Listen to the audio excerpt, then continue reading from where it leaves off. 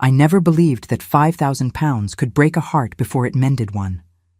But on the morning the Duke of Ashford summoned me to his study alongside 3 women who wore more jewels than I had seen in my entire life, I learned that money, like love, reveals exactly who we are when we believe no one is watching.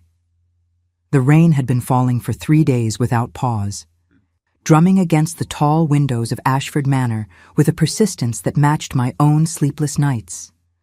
I had been awake since before dawn, as always, laying fires in the grand rooms and preparing breakfast trays for a household that barely acknowledged my existence.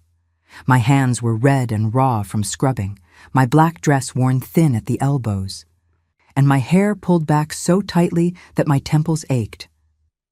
I was 23 years old, and I looked older, the way poverty ages a woman faster than time ever could. I had been in service at Ashford Manor for nearly 5 years, ever since my father died and left my mother, my younger sister Rose, and me with nothing but debts and a crumbling cottage on the edge of the village. My mother had fallen ill shortly after, a sickness in her lungs that the doctor said would only worsen without proper medicine and rest, neither of which we could afford. Rose was 16 now, still too young to work in the grand houses, and she spent her days caring for our mother while I sent home every penny I could spare. It was never enough. It would never be enough. The Duke himself was a man I had seen only in passing during my years at the manor. He was tall and dark-haired, perhaps 35 years of age, with a face that might have been handsome if not for the permanent coldness that settled across his features like frost on glass. He had married young, they said, to a beautiful woman from London who had died suddenly 6 months ago under circumstances that the servants whispered about in corners but never spoke of directly. Since her death, the Duke had become even more withdrawn, spending his days locked in his study or riding alone across his vast estates, speaking to no one unless absolutely necessary. His grandmother, the Dowager Duchess, was the true mistress of Ashford Manor. She was an ancient woman, thin as paper and twice as sharp, who ruled the household from her suite of rooms on the 2nd floor. It was said she had been a great beauty in her youth, and had married for love rather than duty, a scandal at the time that had softened into legend over the decades. She was dying now.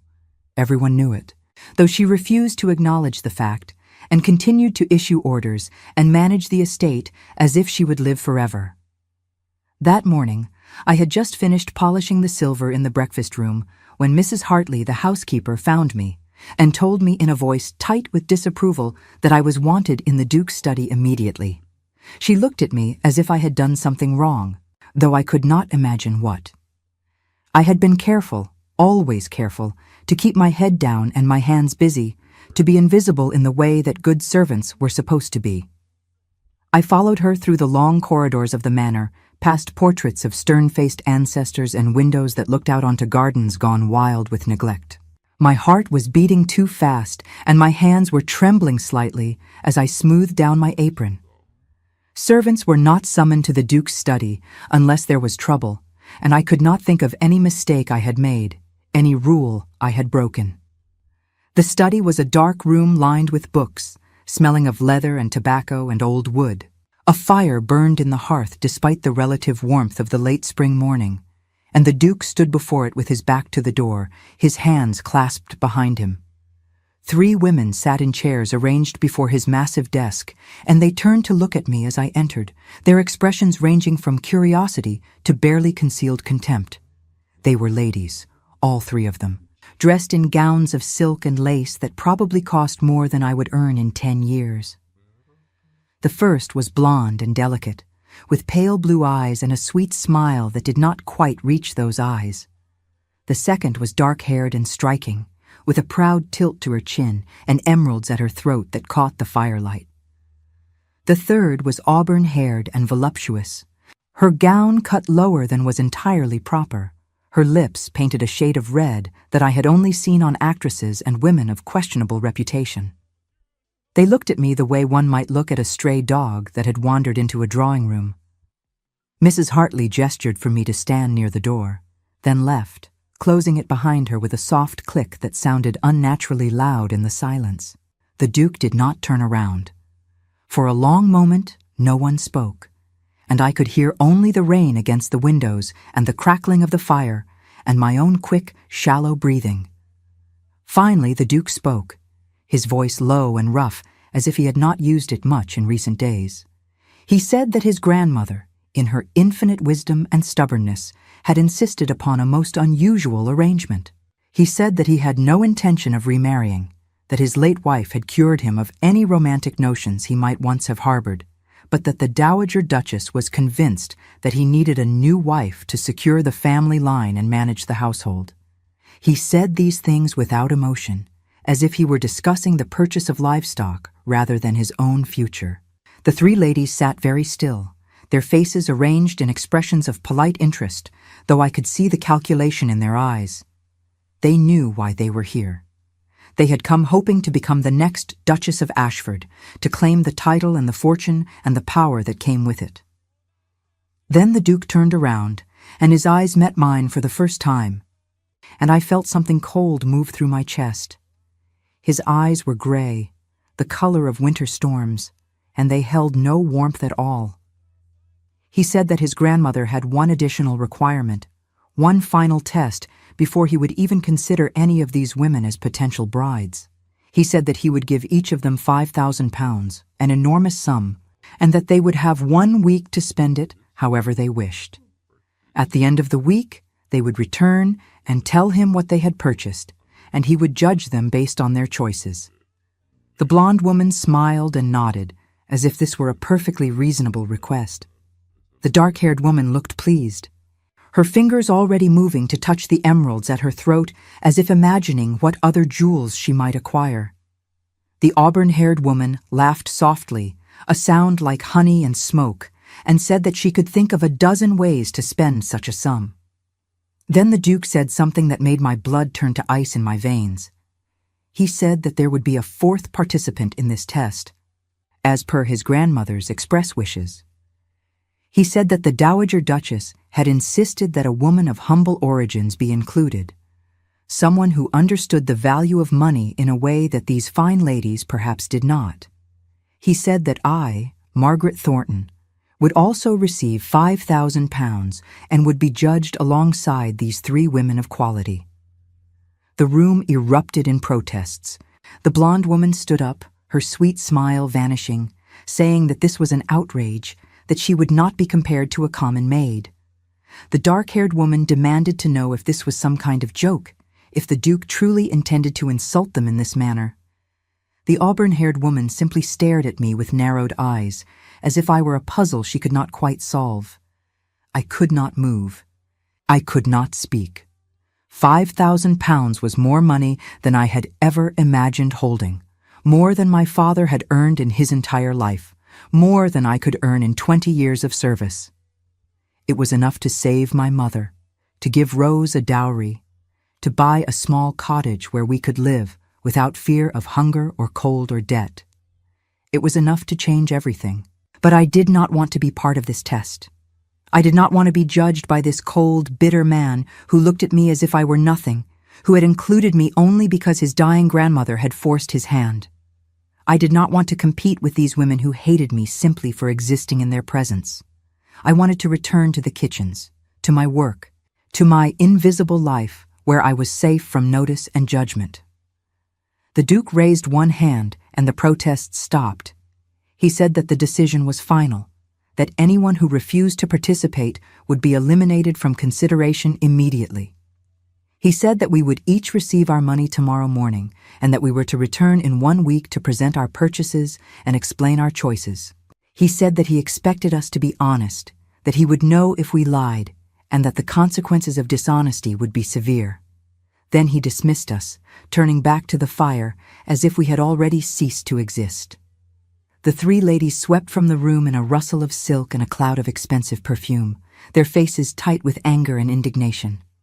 I remained standing near the door, frozen, unable to process what had just happened. The Duke spoke without looking at me. He said that I should not mistake his grandmother's generosity for his own approval, that he had no interest in marrying beneath his station, and that I was only included in this farce because the old woman was dying and he could not refuse her final wishes. He said that I should spend the money wisely and not waste his time with sentimental nonsense. He said that I should leave now, that he had work to do. I left the study on legs that felt like water, my mind spinning with impossible thoughts. £5,000, enough to save my mother, enough to change our lives. But at what cost? What did it mean to be part of this test? To be judged by a man who clearly despised the very idea of me? What did the Duke truly want from us? What was he looking for? I spent the rest of that day in a fog, going through the motions of my work without really seeing or hearing anything around me. The other servants had already heard about the summons, of course, and they whispered behind their hands when I passed, their eyes full of speculation and jealousy and contempt. Mrs. Hartley told me coldly that I should not let this go to my head, that servants who forgot their place always came to bad ends, and that she would be watching me very carefully from now on. That night, I walked the 3 miles home to our cottage through the rain, my cloak soaked through and my boots caked with mud.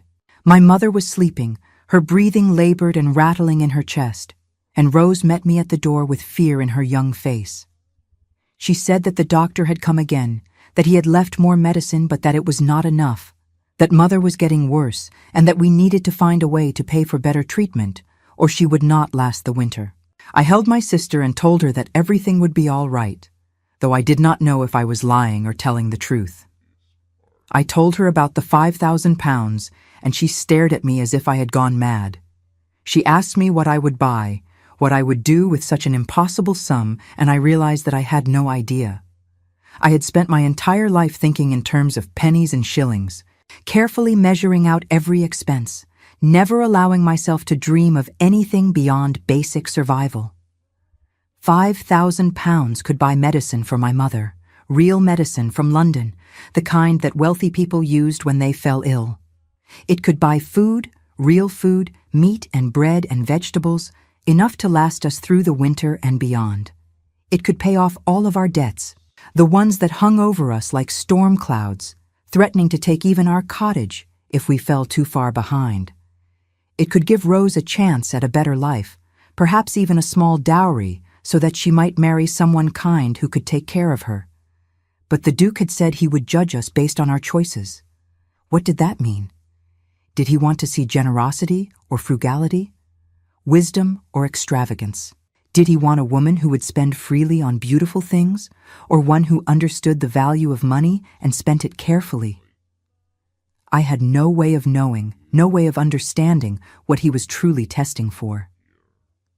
I lay awake that night in the narrow bed I shared with Rose, listening to the rain and my mother's labored breathing from the next room, trying to decide what to do.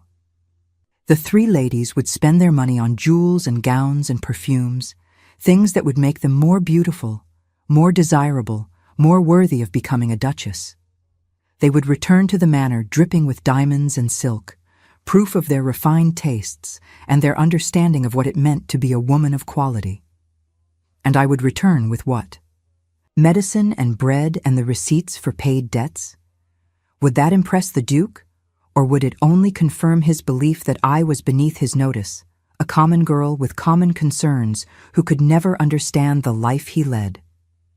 But I could not spend £5,000 on jewels and gowns, not when my mother was dying, not when Rose went to bed hungry more nights than not when our cottage was falling apart and winter was coming.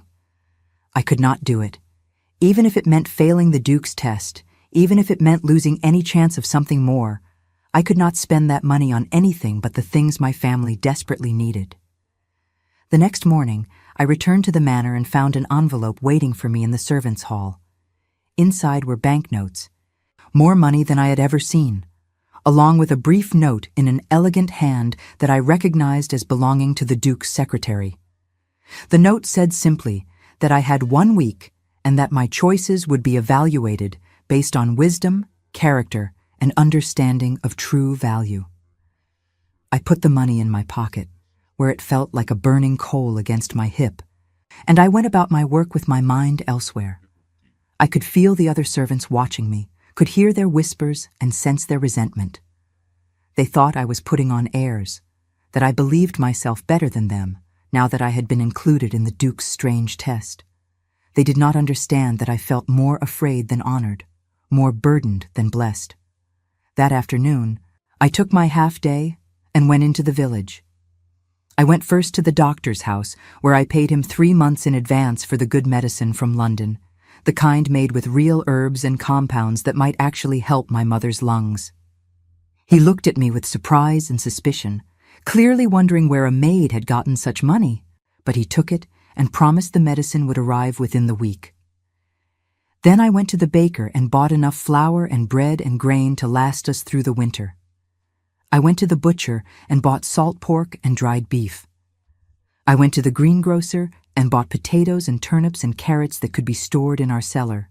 I went to the chandler and bought candles and lamp oil and soap.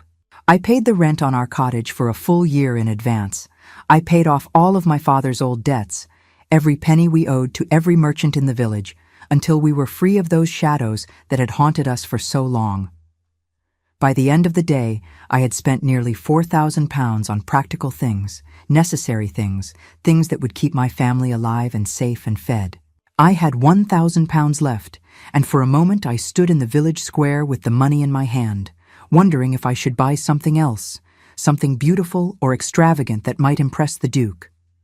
But I thought of Rose, who had never had a new dress in her life, who wore my old things cut down to fit her smaller frame. I thought of my mother, who had once been beautiful and who deserved to feel beautiful again before she died.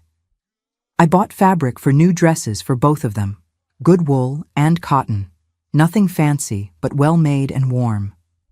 I bought my mother a shawl of soft blue that matched her eyes. I bought Rose a ribbon for her hair, a foolish extravagance that made me smile even as I counted out the coins.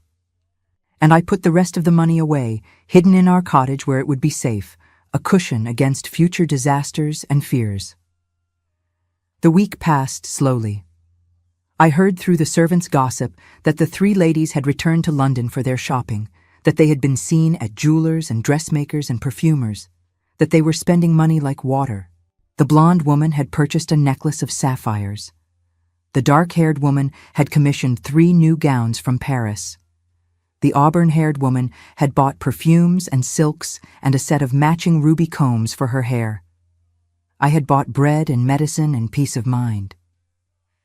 On the morning we were to return to the Duke's study, I put on my only good dress, black and plain, but clean and carefully mended. My mother was already looking better, the medicine working to ease her breathing, and Rose had hugged me tightly before I left, telling me that I had done the right thing, that she was proud of me. I carried that pride with me like armor as I walked back to the manor through the early morning mist, knowing that I would almost certainly fail this test, that I could never compete with women who knew how to be beautiful and desirable and worthy. But I had saved my mother's life, and surely, in any just world, that had to count for something. The 4 of us gathered once again in the Duke's study, and this time the 3 ladies looked at me with open disdain mixed with a hint of pity, as if they already knew I had failed before the test even began. The Duke did not look at any of us when we entered. He stood at the window with his back to the room, watching the mist roll across his estates like a gray sea, and for a long moment there was only silence broken by the rustle of expensive fabric and the quiet breathing of 4 women who had nothing in common except the judgment that awaited us all. The blonde woman spoke first, her voice bright and eager, like a child presenting a gift she knew would be admired. Her name was Lady Catherine Pembroke, I had learned from the servants, daughter of an earl and cousin to half the nobility in England. She described the sapphire necklace she had purchased, how it had once belonged to a French duchess, and how the jeweler had assured her it was worth twice what she had paid. She spoke of matching earrings she had commissioned, of a bracelet that would complete the set, of how the sapphires brought out the blue of her eyes, and how any man would be proud to see his wife wear such magnificent stones. The Duke said nothing. He did not turn from the window. Lady Catherine's voice faltered slightly, then grew more insistent, describing the craftsmanship and the history and the prestige of owning such jewels. When she finally fell silent, he simply nodded once, a barely perceptible movement of his dark head, and gestured for the next woman to speak. The dark-haired woman was Lady Victoria Ashworth, niece to a marquis, and known throughout London for her impeccable taste and sharp tongue. She did not sound eager or anxious as Lady Catherine had. Her voice was cool and measured as she described the 3 gowns she had commissioned from the finest dressmaker in Paris, gowns of silk and lace and velvet in colors that would make every other woman in any ballroom fade into insignificance. She spoke of fashion as if it were a form of warfare, a strategic weapon in the battle for social supremacy. She said that a duchess must be the most elegant woman in any room, must set the standard by which all other women were judged, and that these gowns would accomplish exactly that. Again, the Duke said nothing. Again, that small nod, that wordless gesture to continue. The auburn-haired woman was Miss Evelyn Blackwood, daughter of a wealthy industrialist who had bought his way into society through sheer force of money and determination. She spoke with less polish than the other 2, but with more confidence, as if she knew exactly what men wanted and how to provide it. She described perfumes from the Orient, silk stockings from Italy, cosmetics and creams and preparations that would keep her beautiful for years to come. She spoke of beauty as currency, as the only real power a woman had in this world, and she said that she had invested her £5,000 in ensuring that power would never fade. When she finished, the room fell silent again. The 3 ladies looked at each other with expressions of satisfaction and superiority, secure in the knowledge that they had demonstrated exactly the qualities a duchess should possess: refinement, elegance, beauty, an understanding of social position and the importance of appearances. Then the Duke finally turned from the window, and his gray eyes moved across the 3 women with something that might have been disappointment or disgust or simply boredom. He looked at them as one might look at paintings that had been hung in the wrong rooms, technically accomplished but fundamentally inappropriate. And then his eyes found me, standing near the door in my plain black dress with my work-roughened hands folded in front of me, and something in his expression shifted in a way I could not quite read. He said my name. Just that, Margaret, in his low, rough voice, and it was both a question and a command.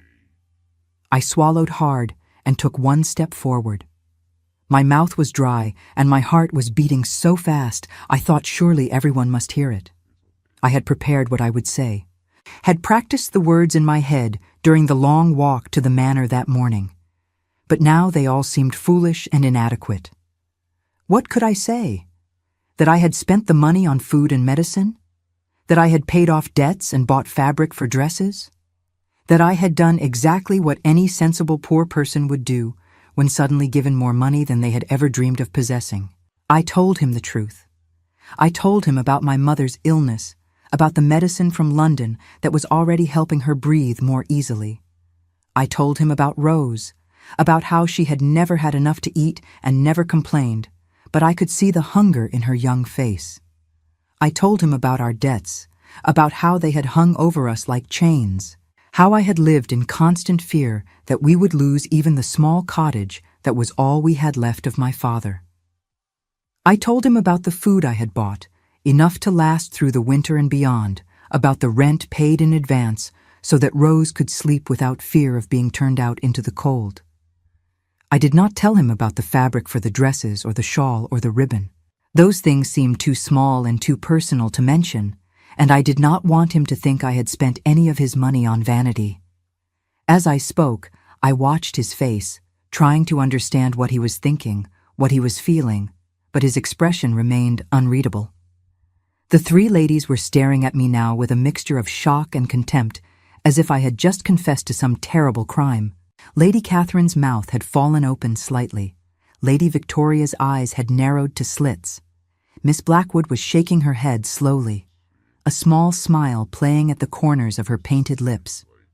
When I finished speaking, The silence that followed felt heavy and suffocating. I could hear the clock on the mantelpiece ticking, each second marked out like a judgment.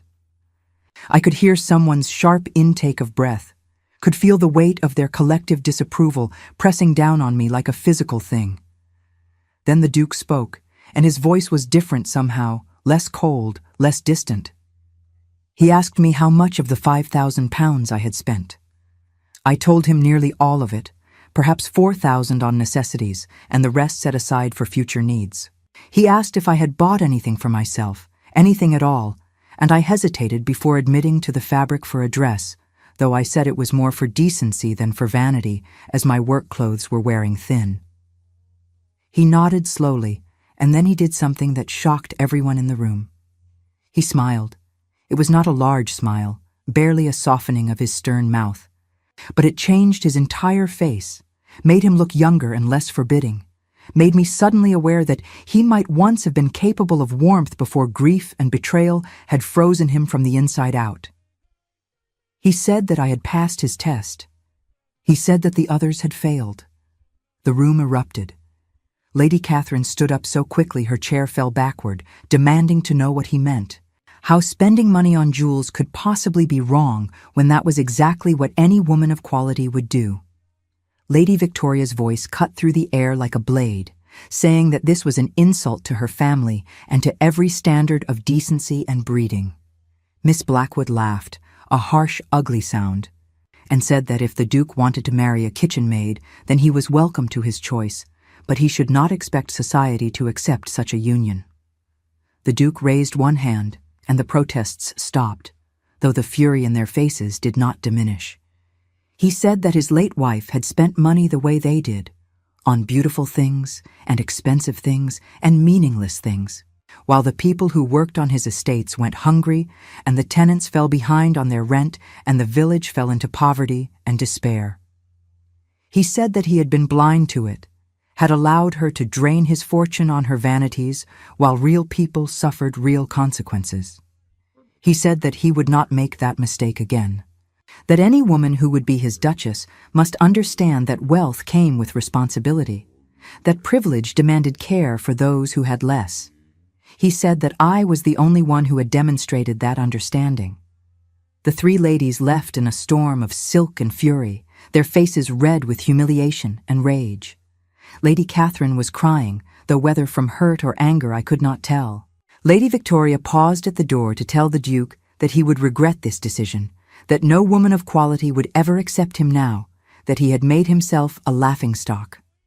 Miss Blackwood simply stared at me with naked hatred before sweeping out without another word.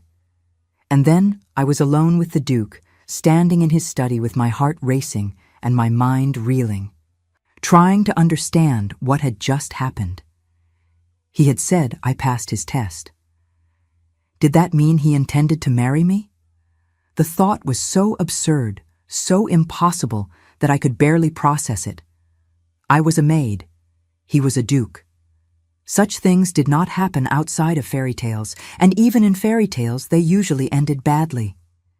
He turned back to the window, his moment of warmth vanishing as quickly as it had appeared. He said that I should not misunderstand his meaning, that passing the test did not mean he had chosen me as his bride, only that I had demonstrated better judgment than the alternatives. He said that his grandmother would be pleased, that she had insisted all along that true character was more important than breeding or beauty, but that he personally remained unconvinced that marriage to anyone was a wise decision. I found my voice, though it came out smaller than I intended. I asked him why he had included me in the test if he had no intention of actually considering me.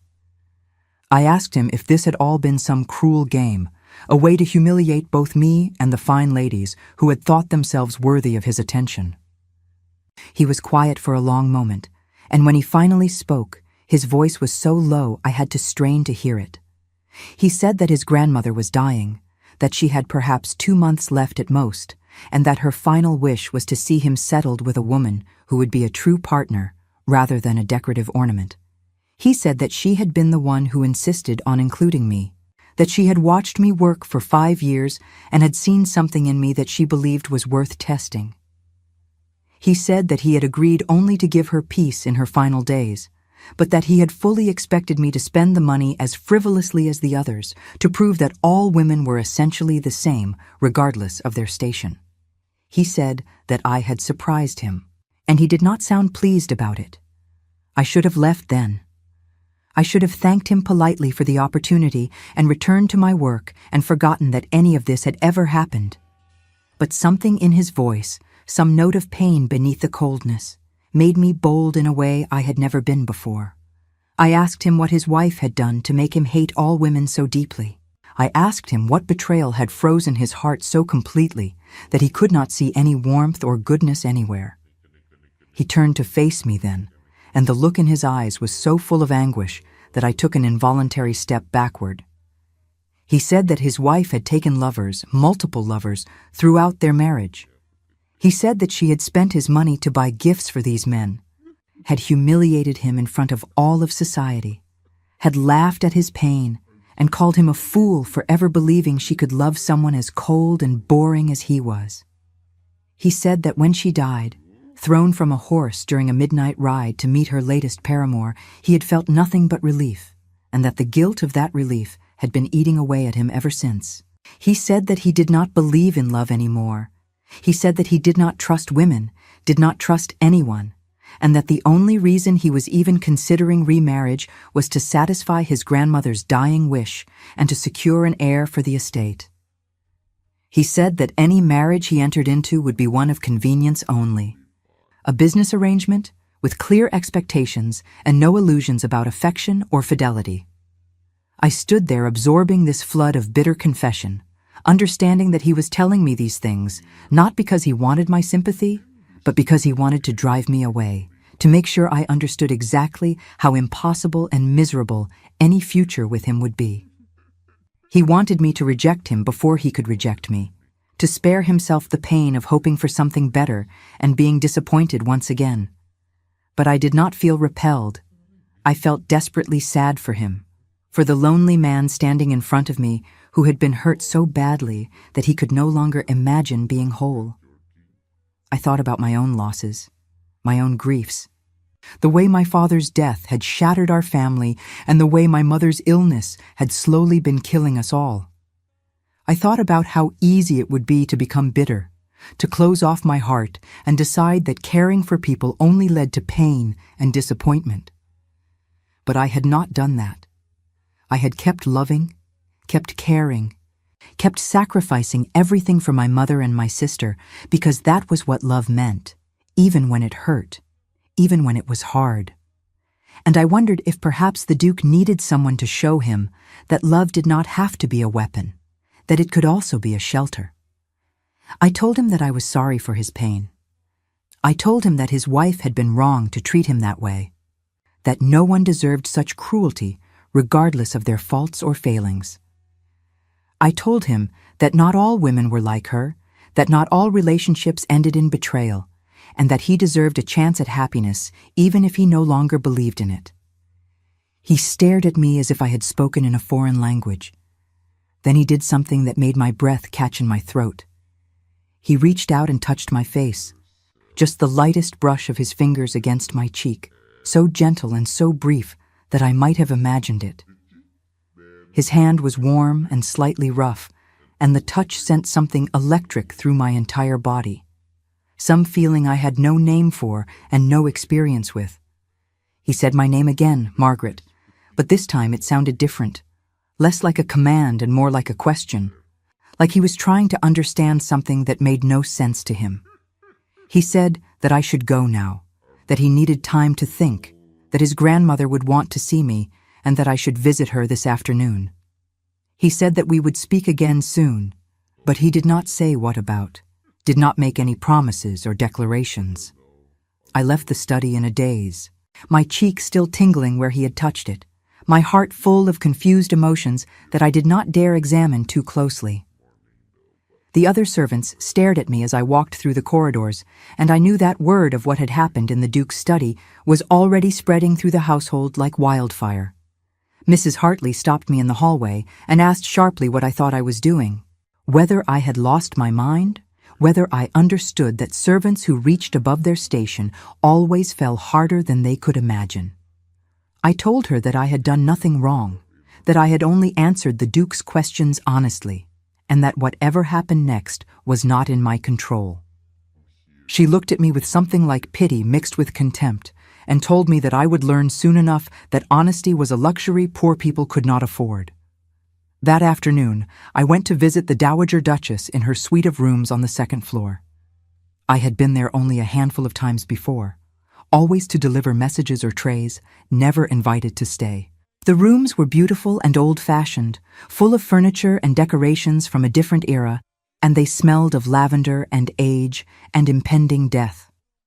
The Dowager Duchess was sitting up in bed, propped against a mountain of pillows, looking impossibly small and fragile in her white nightgown. But her eyes were bright and sharp when they fixed on me, and her voice was strong when she told me to come closer and sit down. She asked me what I had bought with the £5,000. I told her, and she nodded as if this confirmed something she had already known. She said that she had been watching me since the day I arrived at Ashford Manor, that she had seen how I worked and how I carried myself, and how I never complained even when things were difficult. She said that she had seen the same quality in herself when she was young, the same understanding that real strength came from sacrifice and service rather than from beauty or breeding. She told me that her grandson was a good man who had been badly hurt, that his wife's betrayal had damaged something essential in him that might never fully heal. She said that he needed someone who understood pain and loss, someone who would not give up on him even when he pushed her away, someone who could teach him how to hope again. She said that she believed I was that person. I told her, as gently as I could, that the Duke had no interest in marrying me, that he saw me only as proof of a point, that he had made it very clear that any marriage he entered into would be one of cold convenience rather than warm affection. I told her that I was grateful for her faith in me, but that I did not think love could grow where there was only bitterness and distrust. She smiled at me, a smile full of secrets and understanding. She said that her own marriage had begun in just such bitterness, that her husband had married her only to spite his family, who wanted him to choose someone of better birth, and that she had agreed only because she needed security and protection. She said that they had spent the first year of their marriage barely speaking to each other, circling each other like wary animals, each waiting for the other to prove themselves unworthy. And then, slowly, something had changed. Small acts of kindness, moments of unexpected understanding, the gradual realization that the person they had married might actually see them, truly see them, in ways that no one else ever had. She said that by the time her husband died 30 years later, she had loved him more than she had ever thought possible, and that his loss had nearly destroyed her. She told me that real love was not the breathless infatuation of ballrooms and poetry. It was the slow, painful, difficult work of learning to trust another person with your broken pieces and hoping they would not cut themselves on the sharp edges. She said that if I was brave enough to attempt it, she believed her grandson and I might find something rare and precious in each other. But she said that I would have to be patient, that I would have to endure his coldness and his cruelty and his attempts to drive me away, and that there would be many times when I would wonder if it was worth the effort. She asked me if I was brave enough for that. She asked me if I was willing to fight for something I did not yet have, to believe in something I could not yet see. I sat there in her lavender-scented room with death hovering in the corners and thought about my mother and Rose and all the impossible things I had already done to keep them safe and alive. I thought about the Duke's gray eyes and the way his hand had felt against my cheek and the loneliness that radiated from him like cold from winter ground. And I realized that I was already halfway in love with him, that something in me had recognized something in him. Some shared understanding of pain and perseverance and the desperate need to believe that life could still hold beauty despite everything that tried to crush it out of us. I told the Dowager Duchess that I would try. I told her that I did not know if I was brave enough or strong enough or wise enough, but that I would do my best because she had asked it of me, and because something in me could not bear to walk away from the possibility of something more. She reached out and took my hand in her thin, papery fingers, and she told me that was all she needed to hear. She said that she would make the arrangements, that within a fortnight the Duke and I would be married, and that whatever happened after that would be up to us. I left her rooms feeling as if I were walking in a dream, as if everything that was happening were too strange and too impossible to be real. I was going to marry the Duke of Ashford. I was going to become a duchess, a title I could barely even pronounce properly, a position so far above my station that it felt like a joke. And I was going to try to heal the heart of a man who believed his heart was beyond saving. I walked back to my cottage that evening through the gathering dusk, and when I told my mother and Rose what had happened, they both stared at me as if I had lost my mind.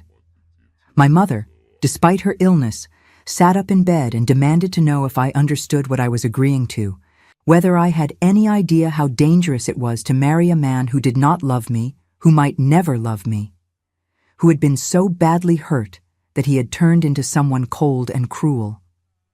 I told her that I understood better than anyone, because I had spent my whole life loving people who needed me more than they loved me back, and somehow I had survived it. I told her that I was choosing this, that no one was forcing me, and that for once in my life I wanted to try for something more than just survival. I wanted to reach for happiness, even if I fell, even if I failed. Rose hugged me tightly and whispered that she was frightened for me. And I was frightened too, more frightened than I had ever been, because I knew that I was walking into something that could break me in ways that poverty and grief never had. But I was also, for the first time in years, full of hope. And that felt dangerous and reckless and absolutely necessary. The fortnight before my wedding passed in a blur of activity that felt both frantic and dreamlike, as if I were watching someone else's life unfold while I stood trapped behind glass. The Dowager Duchess, despite her failing health, managed the arrangements with an efficiency that left no room for doubt or hesitation. She summoned dressmakers and solicitors, sent announcements to the newspapers, and made it clear to everyone in the household that I was to be treated with the respect due to the future Duchess of Ashford, regardless of my origins. The servants obeyed her, but their obedience was cold and resentful. They called me Miss Thornton now instead of Margaret, but the title sat awkwardly in their mouths like something bitter they were forced to swallow. Mrs. Hartley barely spoke to me, except to deliver curt instructions about which rooms I would occupy after the wedding, her face tight with disapproval every time she looked at me. The other maids whispered behind their hands when I passed, and more than once I overheard them speculating about how long it would take before the Duke tired of his common bride and sent me back to where I belonged. I moved through those days in a state of constant anxiety, trying to learn everything I needed to know about being a duchess while still visiting my mother and Rose every evening to reassure them that I had not forgotten who I was or where I came from. My mother's health continued to improve with the good medicine, and the relief in her eyes when she looked at me was almost worth the fear that gripped my chest every time I thought about what I had agreed to do. The Duke himself was conspicuously absent during the preparations. I saw him only twice in that fortnight, both times from a distance, and he did not acknowledge me either time. The Dowager Duchess told me not to take it personally, that he was struggling with the reality of what was about to happen, that he had not expected to marry again so soon after his wife's death, and certainly had not expected to marry someone like me. She said it with sympathy, but also with a warning, as if reminding me that I had chosen this path and must now walk it regardless of how rocky the ground became. The wedding was to be a small affair, held in the private chapel on the estate, with only immediate family and a handful of witnesses present. The Dowager Duchess had insisted on this, saying that a large society wedding would be inappropriate so soon after the late Duchess's death, and would also subject me to scrutiny and judgment that I was not yet prepared to handle. I was grateful for this mercy, though I knew it also meant that society would view the marriage as slightly scandalous, something done in haste and secrecy because it could not bear the light of day. My wedding dress was beautiful, far more beautiful than anything I had ever worn or even imagined wearing. It was cream-colored silk, with delicate lace at the collar and sleeves, elegant but not ostentatious, suitable for a widow's wedding rather than a first bride's celebration. When I looked at myself in the mirror on the morning of the wedding, I barely recognized the woman staring back at me. My hair had been styled by the Dowager Duchess's own lady's maid, swept up in a way that made my neck look longer and my face less round. My hands, usually red and rough from work, had been soaked and creamed until they looked almost gentle. But my eyes were the same, brown and worried and full of questions I did not know how to ask. Rose helped me dress, her own eyes bright with tears that she tried to hide.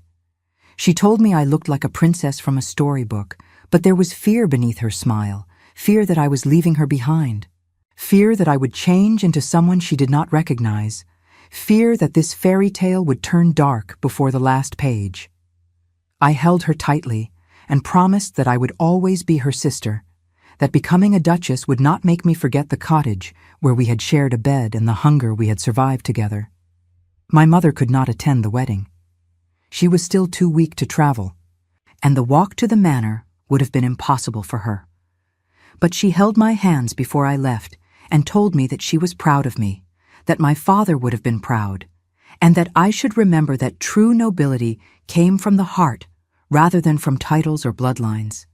She told me to be brave and to be kind and to never let anyone make me feel small or unworthy. I walked to the chapel alone, as I had no father to give me away and no family at the manor except the Dowager Duchess who was already inside. The path through the gardens was lined with late spring flowers, and the air smelled of roses and rain and possibility. My heart was beating so hard I thought it might burst through the silk of my dress, and my hands were trembling despite the cream that had been rubbed into them. The chapel was old and beautiful, with stained glass windows that cast colored light across the stone floor, and wooden pews that had been polished by generations of worshippers. There were perhaps 20 people present, most of them servants who had been given permission to attend, along with the Dowager Duchess in her wheelchair near the front, and the Duke's solicitor and the minister who would perform the ceremony.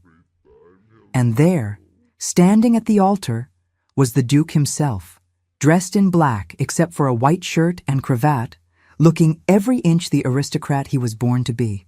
He did not turn when I entered. He kept his eyes fixed on the cross above the altar, as if he could not bear to look at me, as if acknowledging my presence would make this marriage more real than he could endure. I walked down the aisle with my head held high, though inside I was screaming with fear and doubt. What was I doing? What had I agreed to? How could I possibly think that I could be the wife of this cold, distant man who looked at me as if I were a duty to be endured rather than a partner to be cherished? But then I reached the altar and stood beside him, and he finally turned to look at me, and for just a moment something flickered in his gray eyes. Not warmth exactly, but perhaps recognition, perhaps acknowledgement that I was there, that I was real, that this was actually happening. And then his expression closed again, like a door slamming shut, and he turned back to face the minister. The ceremony was brief and formal, the words ancient and binding. I spoke my vows in a voice that sounded steadier than I felt, promising to honor and obey and remain faithful through all the days of my life. The Duke spoke his vows in a monotone, as if reading from a legal document, promising to protect and provide, but noticeably leaving out the word love. When the minister pronounced us husband and wife, there was no kiss, no tender moment, just a curt nod from the Duke before he turned and walked back down the aisle without waiting for me. I followed him out of the chapel into the pale morning sunlight, now Margaret Thornton no longer but Margaret, Duchess of Ashford, a title that felt like a costume I was wearing rather than something that truly belonged to me. The small gathering of witnesses applauded politely, but there was no joy in the sound, No celebration, only the fulfillment of an obligation. A wedding breakfast had been prepared in the formal dining room, but the Duke did not attend. He sent word through his secretary that he had urgent estate business to attend to and would see me that evening.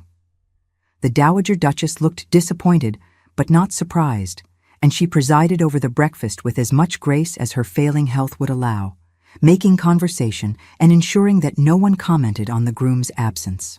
I sat at the head of the table in the chair that had belonged to the late Duchess, picking at food I could not taste, surrounded by servants who would not meet my eyes and a few distant relations who looked at me with barely concealed curiosity and contempt.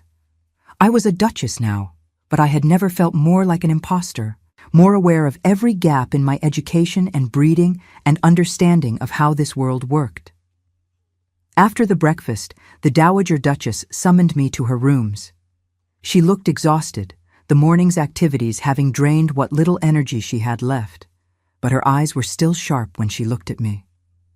She told me that I had done well, that I had held myself with dignity despite the difficult circumstances. Then she told me things I needed to know about being a duchess, about managing the household and dealing with the servants and presenting myself in society when the time came for that particular ordeal. She also told me, with a directness that made me flinch, what to expect on my wedding night. She said that my husband would come to my rooms after dark, that he would likely be cold and perfunctory, that I should not expect tenderness or passion, but should focus on fulfilling my duty and providing him with an heir. She said that many marriages of our class were conducted this way, that love was not required for conception, and that I should not take his coldness personally. I listened to her advice with burning cheeks and a growing sense of dread, understanding that I had agreed not just to a marriage, but to a kind of intimate violation that would be sanctioned by law and custom. The thought of the Duke touching me with the same cold efficiency he had shown during our wedding ceremony made something inside me curl up and die a little. But the Dowager Duchess saw my expression and reached out to take my hand. She told me that men who had been badly hurt often retreated into coldness as a form of protection, but that underneath that ice there was still a human heart capable of warmth if only someone could find a way to reach it. She told me to be patient, to be gentle, to remember that every act of physical intimacy was also an opportunity for emotional connection, even if that connection was one-sided at first. She told me that she believed in me, that she had faith I could reach her grandson in ways no one else had been able to, but that it would take time and courage and a willingness to be hurt repeatedly before any progress could be made. She asked me again if I was brave enough for this, and I told her that I had no choice now but to be brave, that I had made my vows and would honor them regardless of how difficult the path ahead might be. I spent the rest of that afternoon exploring the suite of rooms that were now mine, the Duchess's apartments on the second floor of the manor. They were beautiful and spacious, decorated in pale blues and silvers, with a sitting room and a bedroom and a dressing room and a private bathroom with actual running water heated by pipes from the basement. It was luxury beyond anything I had ever experienced, and I should have felt grateful and awed, but instead I felt like I was living in a museum, surrounded by beautiful things that did not belong to me and never would. The late Duchess's belongings had been cleared away, but her presence still lingered in the rooms like a ghost. I could imagine her standing at the window, looking out over the gardens, could picture her sitting at the dressing table, arranging her hair, could sense her everywhere I looked. And I wondered what she had felt in these rooms, whether she had been happy or lonely or angry, whether she had loved her husband before she betrayed him, or whether their marriage had always been cold. Evening came slowly, the light fading from the windows until the rooms were full of shadows that the lamps could not quite banish. A maid came to help me prepare for bed, a young girl I did not know who looked terrified to be serving the new Duchess. She helped me out of my wedding dress and into a nightgown that had been provided by the Dowager Duchess, white silk that felt like water against my skin and made me feel more exposed than my work clothes ever had.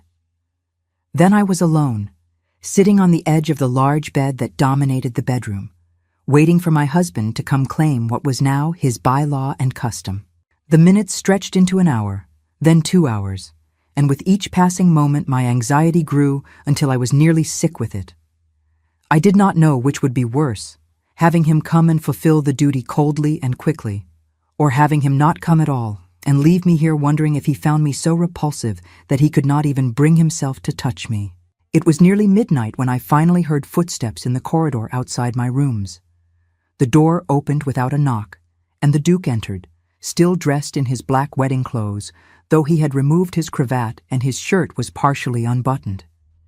He looked tired and perhaps a little drunk, his eyes unfocused and his movements less controlled than usual. He stood just inside the door staring at me, and I stood up from the bed, my heart hammering in my chest, waiting for him to speak or move or do something to break the terrible silence that stretched between us. When he finally spoke, his voice was rough and angry, though I could not tell if the anger was directed at me or at himself or at the entire situation we found ourselves in. He said that he had not wanted this, that he had never wanted to marry again, that his grandmother had manipulated him into this marriage by exploiting his guilt and his sense of duty. He said that I should not expect anything from him beyond the basic courtesies required by law, that we would live separate lives under the same roof, and that he would come to my bed only as often as necessary to produce an heir and secure the succession. He said these things standing 10 feet away from me, his hands clenched at his sides, his whole body radiating tension and resentment. And something inside me, some last fragile hope that I had been nursing despite everything, finally cracked and broke. I had known this would be difficult. I had known he was damaged and cold. But hearing him say so baldly that he had no intention of ever trying to care for me, that I was nothing more than a duty to be endured, made me feel more alone than I had ever felt even in my poorest, hungriest days. I could have accepted his terms meekly. I could have nodded and agreed and made myself small and invisible the way I had learned to do as a servant. But something in me rebelled against that. Some stubbornness that my mother had passed down to me along with her brown eyes and her practical hands. I told him that I had not wanted this either, that I had agreed to marry him only because his grandmother had asked it of me and because I had believed that even he deserved a chance at happiness despite his determination to be miserable. I told him that I understood he had been hurt, that his wife had betrayed him in terrible ways, but that I was not her and I would not be punished for her sins. I told him that he could keep his distance and his coldness if that was what he needed, but that I would not live my life apologizing for existing or feeling grateful for scraps of basic human decency. I told him that I had married him in good faith, that I had made vows before God to honor and care for him, and that I intended to keep those vows even if he had no intention of keeping his. He stared at me with something that might have been surprise or anger, or perhaps even grudging respect. No one spoke to him that way, I realized. No one challenged him or pushed back or demanded anything from him. They either fawned over him because of his title or avoided him because of his reputation. But no one treated him like a real person capable of better behavior. He took 3 steps toward me, and I forced myself not to back away, even though every instinct screamed at me to maintain distance. He stopped close enough that I could smell whiskey on his breath and see the lines of exhaustion around his eyes. He said that I was either very brave or very foolish, and he had not yet decided which. He said that my defiance would not last, that eventually I would learn to regret my boldness, that marriage to him was not an adventure, but a slow form of death for any woman foolish enough to care. Then he turned and walked out, leaving me standing alone in my white silk nightgown in the middle of my beautiful bedroom, shaking with emotions I could not name. He did not come back that night. He did not fulfill his duty or claim his rights or do any of the things the Dowager Duchess had warned me to expect. He simply left me there, and I did not know if I felt relieved or rejected, or both at once. I lay awake for hours, staring at the ceiling, listening to the sounds of the old house settling around me, wondering what I had done, and whether there was any possible way this marriage could end in anything but heartbreak. but mixed with the fear and doubt was also a strange kind of determination. I had stood up to him. I had refused to be diminished. And something in his eyes before he left had told me that he had noticed, that perhaps somewhere beneath all that ice there was still a man capable of seeing me as more than just an unwanted obligation. The next morning, I woke early from habit and had to remind myself that I was no longer expected to lay fires or prepare breakfast or scrub floors. A maid brought me tea and helped me dress in one of the new day gowns that had been made for me. A simple blue dress that was more elegant than anything I had ever owned, but still relatively plain by Duchess standards. I asked the maid where the Duke was, and she told me with barely concealed satisfaction that he had left before dawn to ride the estate boundaries and was not expected back until evening. I spent that first day as a duchess trying to learn my new responsibilities. The housekeeper, a woman named Mrs. Reynolds who had replaced Mrs. Hartley as the senior servant now that I was no longer staff, walked me through the house explaining what was expected of me in terms of household management. I was to oversee the menus, manage the servants, handle correspondence, receive visitors, and maintain the standards that befitted the Duchess's position. It was overwhelming, like trying to learn a new language while everyone watched and waited for me to make mistakes. The servants treated me with formal respect that felt more like mockery. They curtsied when I passed and called me Your Grace with perfect pronunciation, but their eyes were cold and judgmental.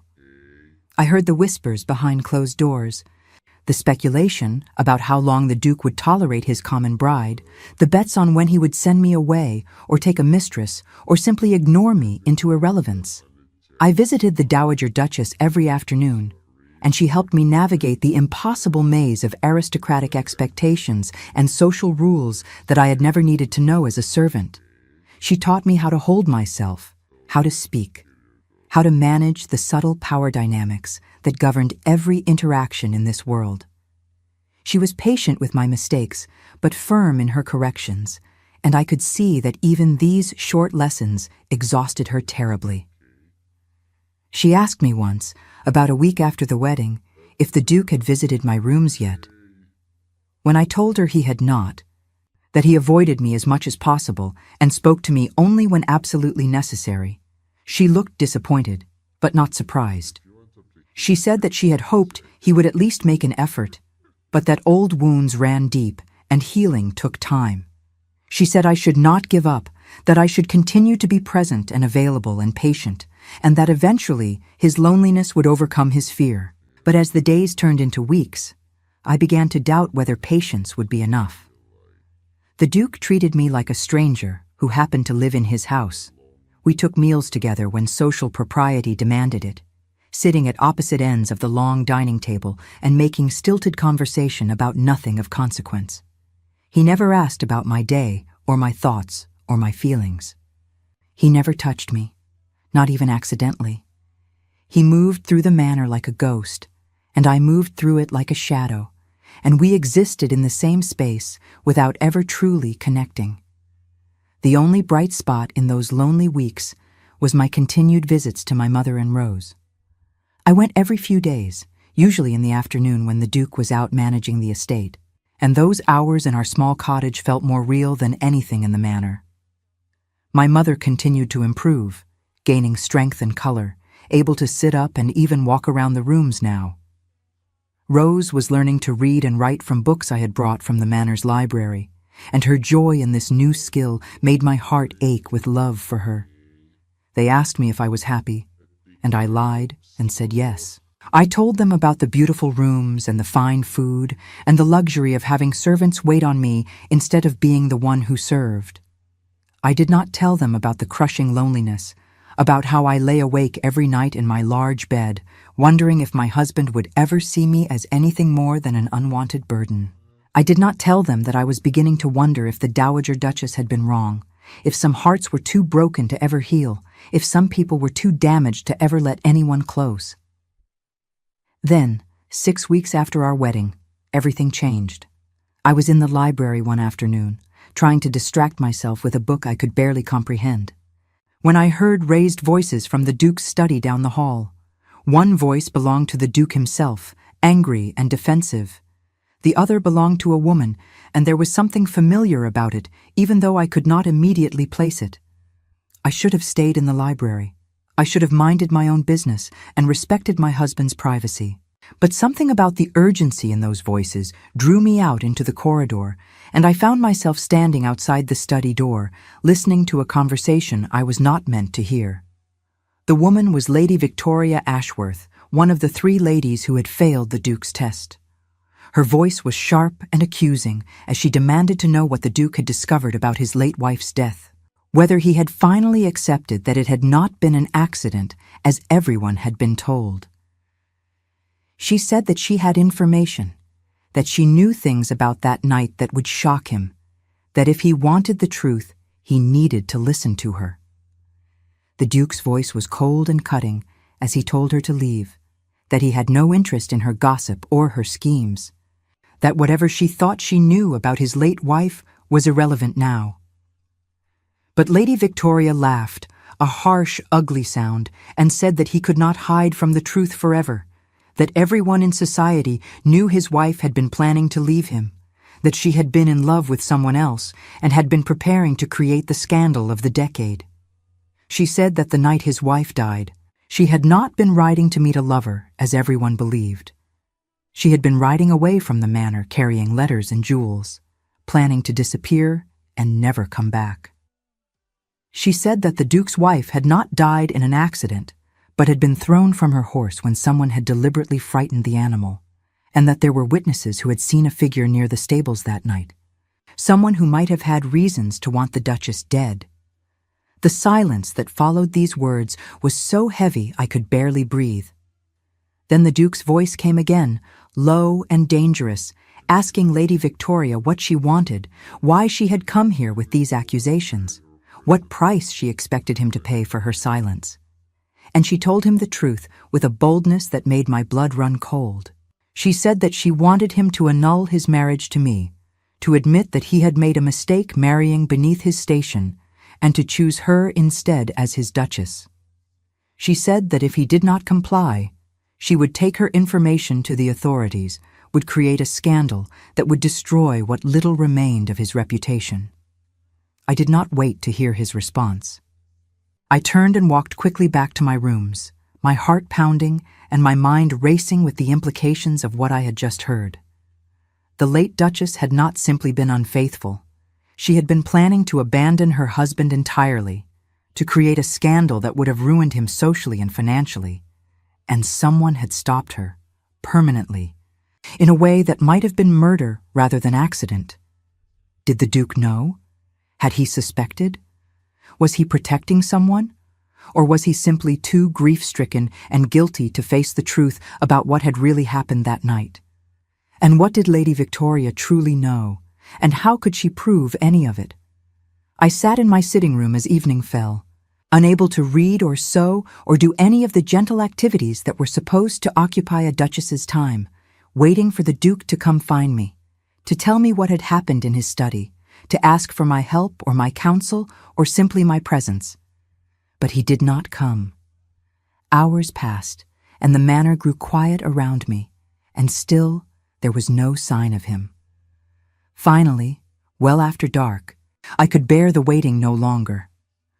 I left my rooms and went searching for him, moving through the shadowy corridors like a ghost, checking the study and the library and the drawing rooms, finding them all empty. A servant told me that the Duke had gone out hours ago and had not yet returned, that his horse was missing from the stable and that no one knew where he had gone. I went back to my rooms and tried to sleep, but sleep would not come. I kept thinking about Lady Victoria's accusations, about the late Duchess's planned flight, about the figure near the stables on the night she died. I kept thinking about my husband, riding alone through the darkness, carrying secrets and grief that were slowly destroying him from the inside out. When dawn finally came and he still had not returned, I made a decision. I would not sit passively in my beautiful rooms waiting for him to shut me out. I would not accept the cold distance he insisted on maintaining. I would find him, and I would make him talk to me, make him see that he did not have to carry these burdens alone, that I had married him for better or worse, and that meant being present in the worst moments, as well as whatever better ones might eventually come. I dressed quickly in my riding habit, another new garment I barely knew how to wear properly, and I went down to the stables. The groom looked surprised to see me, and even more surprised when I told him to saddle a horse for me. He tried to protest, saying that the Duchess should not ride without an escort, but I told him firmly that I knew how to ride and that I would go with or without his help. The truth was, I had not ridden a horse in years, not since I was a girl, and my father had occasionally borrowed a farmer's old mare for me to practice on, but I remembered enough to manage, and the horse the groom gave me was gentle and patient with my rustiness. I rode out across the estate as the sun rose over the hills, not knowing where I was going, but trusting that something would guide me to where I needed to be. I found him an hour later, sitting on his horse at the edge of a cliff overlooking a valley, staring out at the morning mist with an expression so full of anguish that it stopped my breath in my chest. He did not turn when I approached, though he must have heard my horse's hooves on the rocky ground. He simply sat there, still as stone, and I wondered if he was thinking about his late wife, about the night she died, about whether he could have saved her or whether he even wanted to. I stopped my horse beside his and said his name softly, Christian. I had never called him by his given name before, had always used his title as distance and respect required. But in that moment, on that cliff with the morning light breaking through the clouds, I needed him to hear me as a person rather than as a duchess speaking to a duke. He finally turned to look at me, and his face was ravaged with something beyond simple grief, something darker and more complicated that I did not fully understand. And he asked me a question I had not expected, asked me in a voice so broken it barely sounded like him at all. He asked me if I believed people could be forgiven for terrible things, for choices made in anger or pain or desperation that could never be undone. He asked me if some sins were too great to ever be absolved, if some guilt was too heavy to ever be laid down. And I realized, with a clarity that felt like ice water in my veins, that he was not talking about his late wife's betrayal. He was talking about himself. I dismounted from my horse and stood beside him on that cliff edge, the wind pulling at my hair and my skirts, the morning sun burning away the mist in the valley below. The distance between us felt both impossibly vast and terrifyingly narrow, as if one wrong word could send him over that edge, as if one right word might pull him back from whatever precipice he was standing on inside himself. I told him that I believed in forgiveness, that I believed people could carry terrible burdens and still be worthy of redemption. I told him that whatever he had done, whatever choices he had made, he did not have to carry them alone anymore.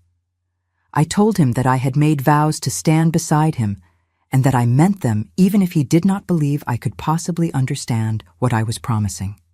He laughed then, a sound without any humor in it, raw and bitter as winter wind.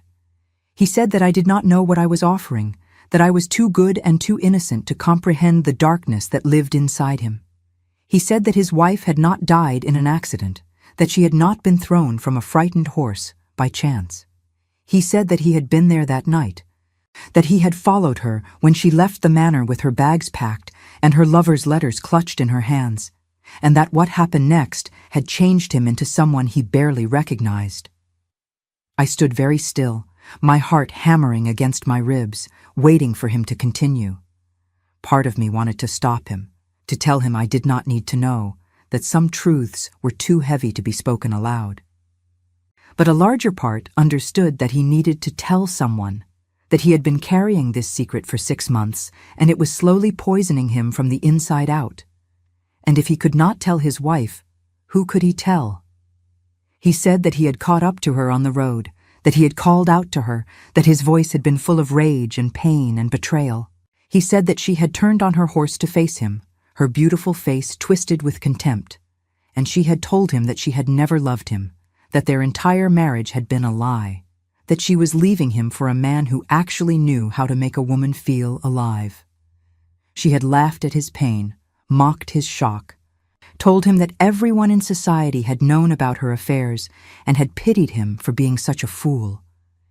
He said that something inside him had broken in that moment, that years of humiliation and hurt and swallowed pride had finally erupted. He said that he had shouted at her, called her terrible names, told her that she would never see another penny of his money, that he would ruin her and her lover both if she dared to leave him. He said that his rage had been like a living thing, consuming and terrible, and that his voice had been loud enough to frighten both horses. His wife's horse had reared, spooked by his shouting and by the storm that was rolling in across the hills. He said he had watched as she struggled to control the animal, as it bucked and twisted as she lost her grip on the reins. He said he could have helped her, could have ridden closer and grabbed the bridle, could have done something to prevent what was about to happen. But he had not. He had sat frozen on his horse, paralyzed by rage and hurt, and a terrible dark desire to see her suffer the way she had made him suffer. The horse had thrown her. She had fallen badly, her head striking a rock at the side of the road. And he had sat there for long minutes, watching her lie still and broken, wondering if she was dead or merely unconscious, feeling something cold and empty where his heart should have been. By the time he had finally dismounted and gone to her, by the time he had lifted her and felt how limp and lifeless she was in his arms, it was far too late. She was gone, and whether he had killed her through action or inaction felt like a distinction without meaning. He said that he had carried her body back to the manor and told everyone it had been an accident, that she had been out riding alone when her horse had been frightened by the storm. No one had questioned his story. No one had suspected that he might have been there, might have contributed to her death through his rage and his paralysis and his momentary desire for revenge. They had all simply pitied the grieving widower and left him alone with his guilt. When he finished speaking, the silence that followed felt alive with unsaid things, with judgment and fear and the potential for everything to shatter irreparably. He finally turned to look at me, his gray eyes full of something that might have been hope or might have been desperation, waiting for me to recoil from him, to be horrified by what he had revealed, to prove that he was right to keep everyone at a distance. But I did not recoil. I did not turn away. Instead, I stepped closer to him and I took his hand, that rough, warm hand that had once touched my cheek so gently on the day we met, and I held it tightly in both of mine. I told him that what had happened was terrible, that his wife's death was a tragedy, regardless of how cruel she had been. But I told him that guilt and murder were not the same thing, that failing to act in a moment of shock and pain was not the same as deliberately causing harm.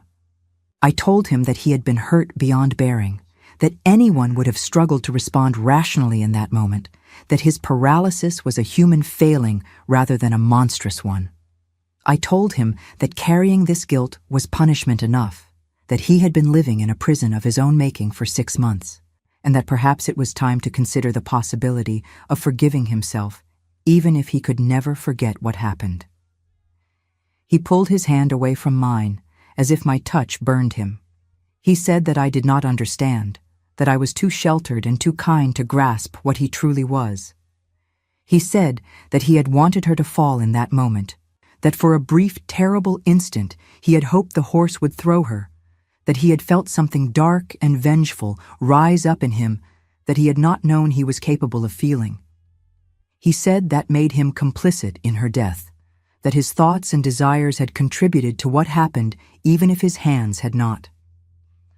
I told him that having dark thoughts did not make someone evil, that everyone had moments of anger and hurt where they wished ill on the people who had wounded them. I told him that the difference between good people and bad people was not in the absence of such thoughts, but in whether they acted on them, in whether they let those dark impulses define who they were. I told him that he had not pushed her off that horse, had not struck the animal to make it rear, had not done anything to directly cause her fall.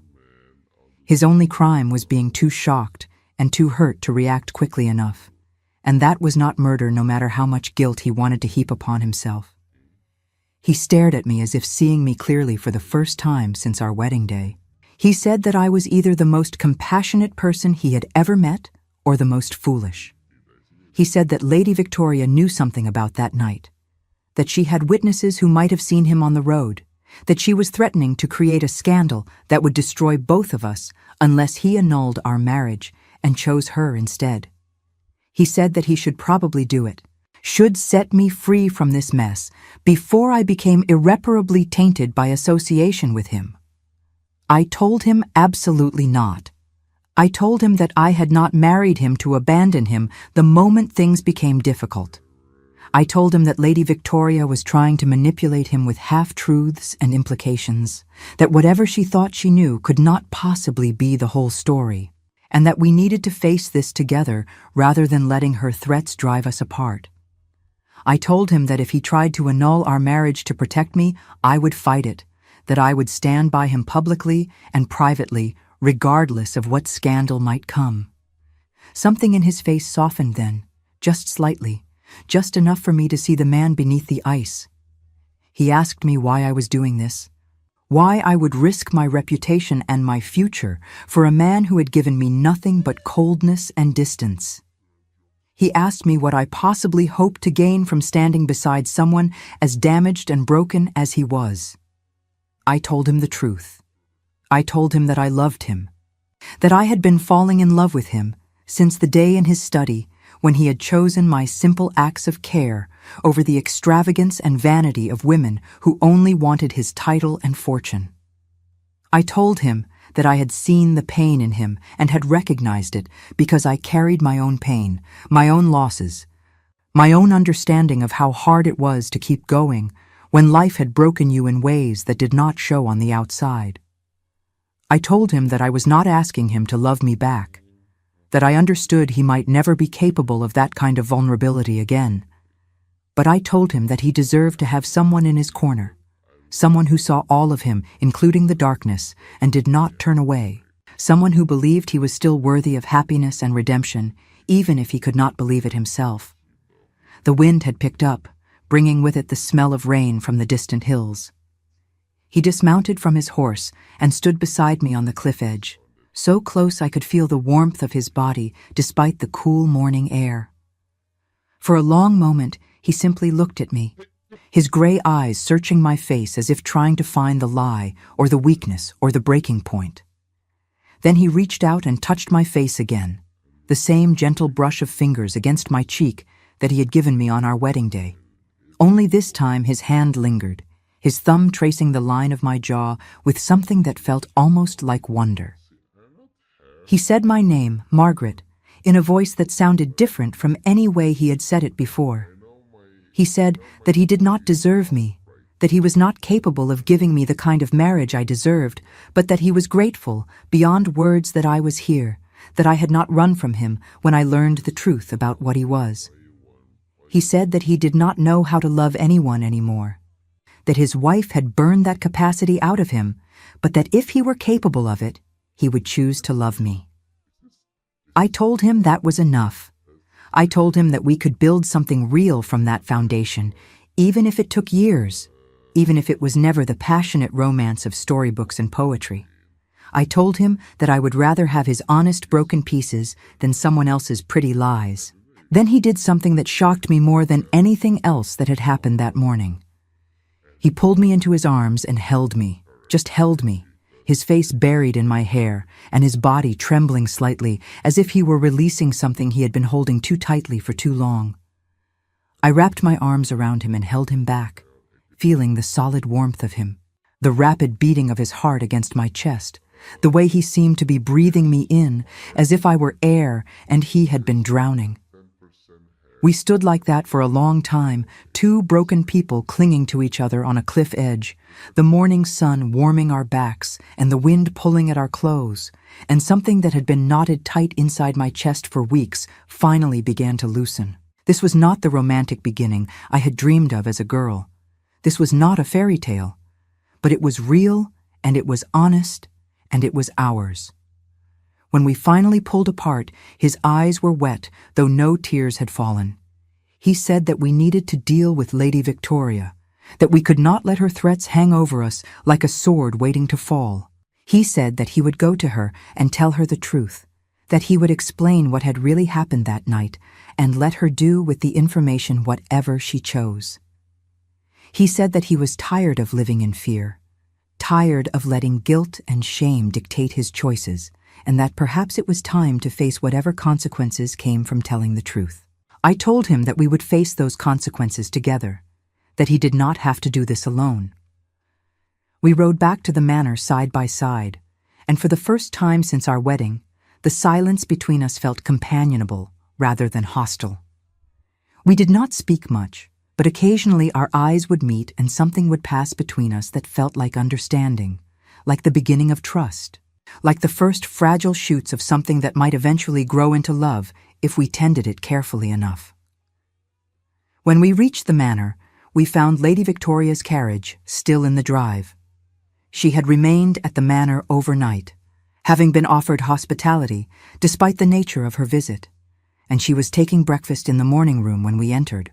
She looked up at our arrival with an expression of triumph that faded when she saw our joined hands, the way we stood together rather than apart. The Duke told her calmly and clearly exactly what had happened the night his wife died. He told her about the argument, about his rage, about his paralysis as he watched her fall. He told her that he had spent 6 months drowning in guilt for not acting quickly enough, but that he was done letting that guilt control him. He said that if she wanted to go to the authorities with her accusations, she was welcome to do so, but that he would not be blackmailed and he would not annul his marriage to appease her wounded pride. Lady Victoria listened with growing anger, her face flushing red as she realized she was losing control of the situation. She said that society would never accept what he had done, that even if he was not legally guilty of murder, the scandal would destroy him socially and financially. She said that he would be shunned, that his business associates would abandon him, that he would become a pariah among his own class. The Duke smiled then, a real smile that made him look years younger. He said that he had lived the past 6 months as a kind of pariah anyway, isolated by his own guilt and grief, and that he had learned that social acceptance mattered far less than he had once believed. He said that if he lost everything because of this scandal, at least he would lose it honestly rather than living under the shadow of blackmail and fear. He said that he had a wife now who understood him, who accepted him despite his failings, and that her good opinion mattered more to him than all of society's judgment combined. Lady Victoria looked at me with undisguised hatred. She said that I had ruined everything, that if I had not interfered, the Duke would have been desperate enough to accept her terms. She said that I was a common opportunist who had trapped a grieving man at his weakest moment, and that I would regret attaching myself to a man whose reputation was about to be destroyed. I looked her straight in the eyes and told her that she was wrong. I told her that I had not trapped anyone, that I had been honest about who I was and what I could offer from the very beginning. I told her that the Duke's reputation had survived his wife's very public infidelities, and it would survive this as well, because the truth was far less damning than the rumors she was threatening to spread. I told her that she could take her information to whomever she pleased, but that we would not be moved by her threats. She left in a fury, promising that we would regret our defiance, that the scandal she would create would make us wish we had accepted her terms. But as her carriage disappeared down the drive, I felt strangely calm. Whatever came next, we would face it together. That was what mattered. The Dowager Duchess summoned us to her rooms that afternoon. She looked even frailer than she had the week before, her skin nearly transparent and her breathing labored. But her eyes were bright when we entered, and she smiled to see us walking side by side, our fingers intertwined. She said that she had heard about Lady Victoria's visit and the confrontation that had followed, that the servants had carried the news to her as servants always did. She told Christian that she was proud of him, that telling the truth had taken more courage than she had known he possessed. She told him that his wife's death had been a tragedy, but that he had spent long enough punishing himself for being human, for failing to be perfect in an impossible moment. She told him that it was time to let go of the guilt and begin living again, really living, with the woman who had chosen to stand beside him despite everything. Then she told me that she had been right about me, that I had proven to be exactly the kind of duchess the family needed, strong and loyal and willing to see past surface judgments to the heart of things. She said that she could rest easy now, knowing that her grandson would not be alone, that he would have someone who truly cared for him rather than just wanting his title and fortune. She made us promise that we would take care of each other, that we would build a real marriage based on honesty and mutual support rather than social expectations and empty gestures. She said that she did not have much time left, perhaps a few weeks at most, and that she wanted to spend those weeks knowing that her interference, her manipulation, her insistence on this unlikely match had resulted in something good rather than in more pain. We promised her, both of us, and I could see tears in Christian's eyes as he held his grandmother's frail hand. She had raised him after his parents died young, had been the one constant presence in his life, and the thought of losing her clearly terrified him, even if he would never admit it aloud. She told him that death was not something to fear, that she had lived a long and mostly good life, and that she was ready to rest. She told him to remember that love was worth the risk of pain, that closing himself off to protect his heart only meant dying slowly from loneliness. Over the next few weeks, Lady Victoria made good on her threats. Rumors began to circulate through society about the Duke's possible involvement in his late wife's death. Anonymous letters appeared in gossip columns suggesting that the death had not been as accidental as initially reported. Former friends and business associates began to distance themselves, declining invitations and making excuses to avoid being seen in our company. But Christian faced it all with a kind of calm determination I had not seen in him before.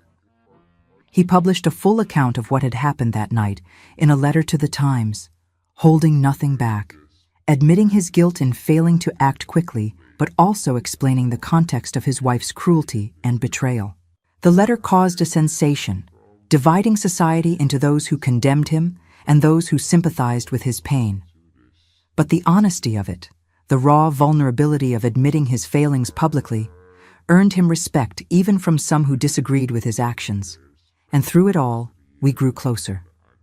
Christian began coming to my rooms in the evenings, not to fulfill his duty as he had once threatened, but simply to talk. We spoke about everything and nothing, about his childhood and mine, about the losses we had survived and the fears we still carried.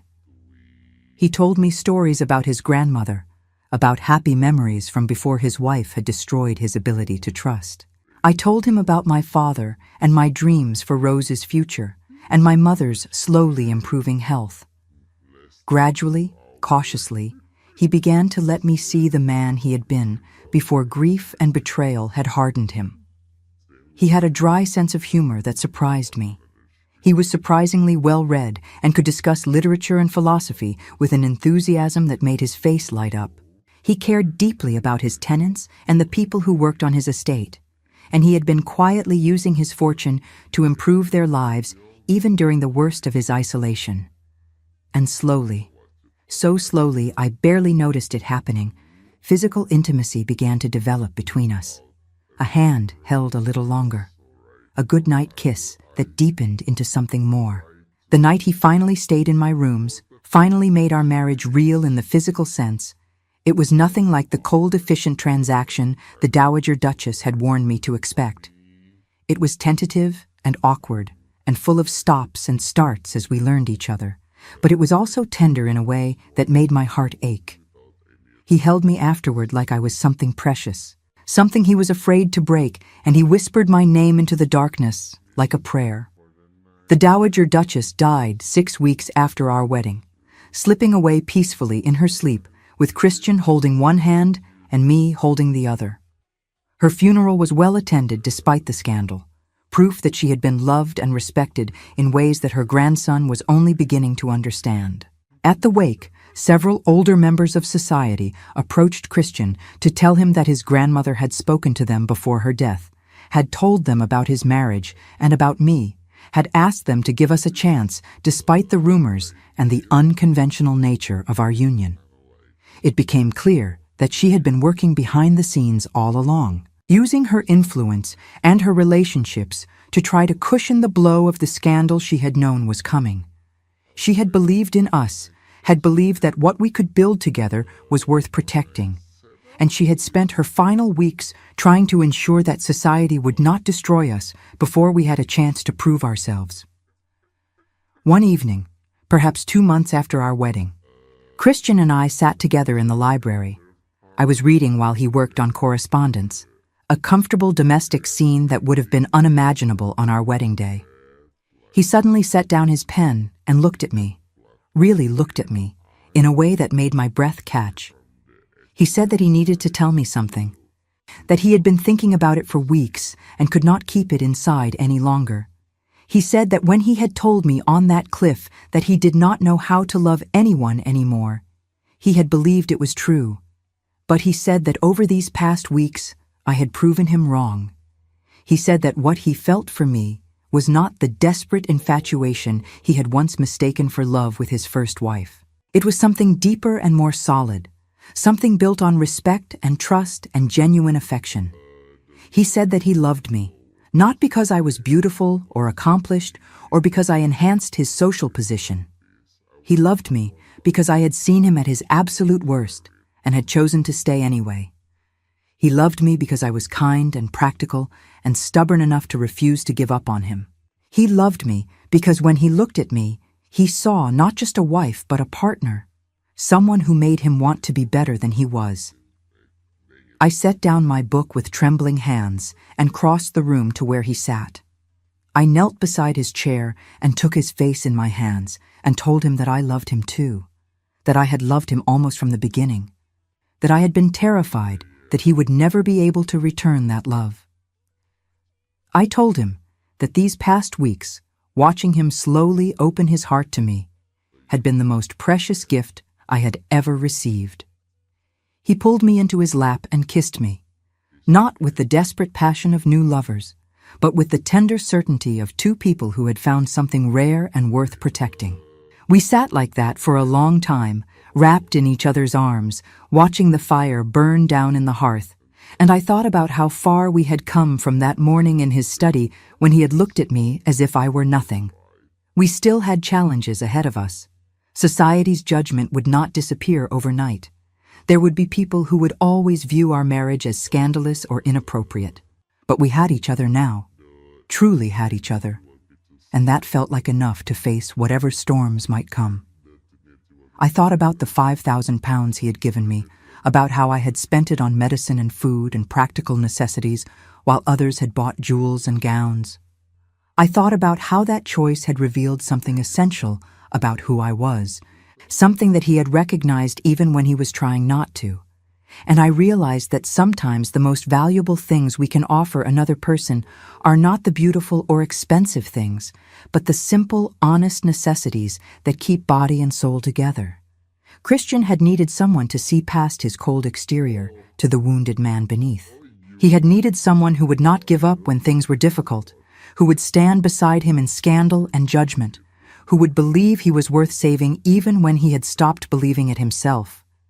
And I had needed someone who valued those qualities in me, who saw my care for my family not as a limitation, but as proof of my capacity for loyalty and love. We were an unlikely pair, the Duke and the Maid who became his Duchess. But perhaps the best love stories were always unlikely, were always about two people who should not fit together but somehow did, who found in each other exactly what they had been missing without even knowing they needed it.